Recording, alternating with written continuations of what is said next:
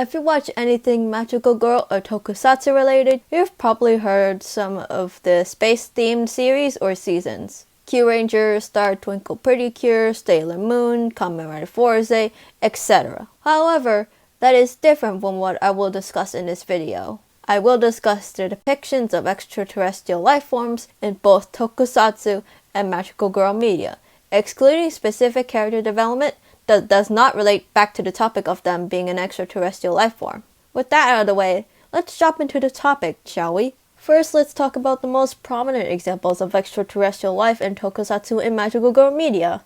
That being the Ultras from Ultraman and the aliens from Tokyo Mew Mew. I will refer to Tokyo Mew Mew New and the entire Ultraman series for both of these examples. The aliens from Tokyo Mew Mew seem self-explanatory while you might look at the Ultras and ask, why?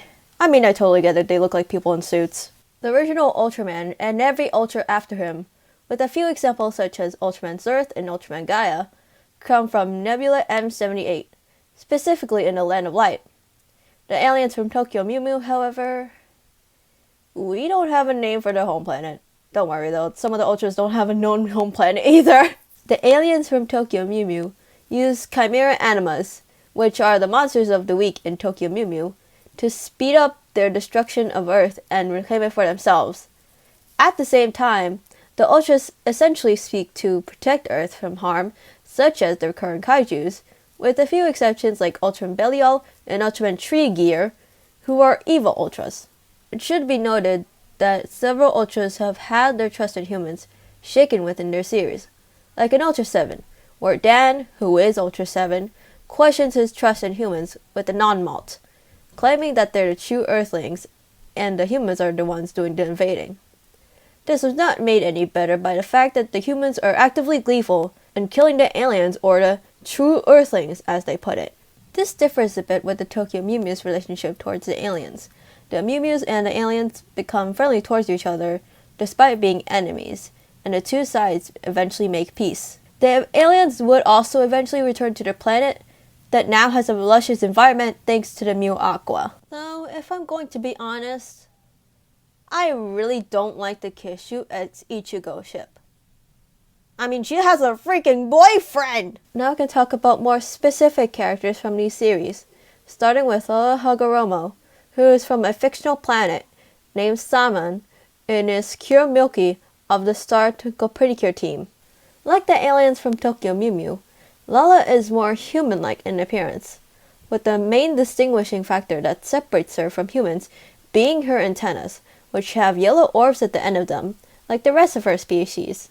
Her antennas can also change when she transforms into Cure Milky, changing it from orbs into larger stars. A notable trait shared with her species is that they add "lun" to the end of their sentences, akin to the various fairies that appear in the Pretty Cure series. The people of the planet Saman don't have an education due to relying on AI, so Lala had to learn the concept of school via her human friends. So, if I'm going to completely be honest, I feel like she would not enjoy school if she were an actual person. It's also notable that Lala is the only Saman with a surname, which other people from the planet do not have. This interestingly humanizes her in a way that is typical for an extraterrestrial life form that is written to be a protagonist, with some exceptions. For our following example, we're rewinding a little back into 2017 with a not so common example.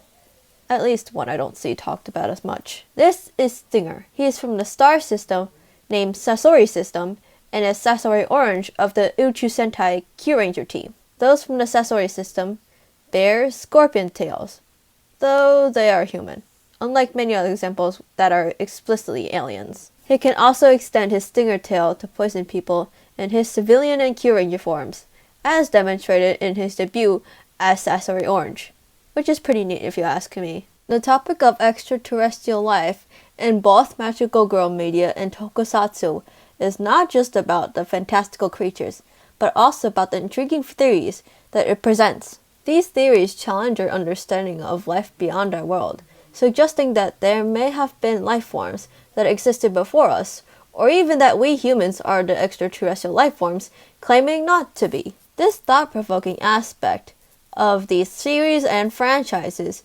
stimulate our intellectual curiosity, making the discussion even more engaging. Hi, this is Future B.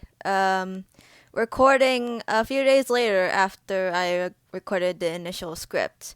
This was originally a project for my astronomy class, and I was originally doing this with somebody else, but she backed out basically, and I had to do everything by myself, which was an emotionally distressing incident, and I had a lot of problems with motivating myself to actually pick up everything and do all the stuff myself, and actually learned a valuable lesson to not trust people. But yeah, this took about 2 days to complete editing, and I think it turned out pretty well. I hope you guys liked it too, because this was something that I really enjoyed making and doing, minus the whole incident, and yeah.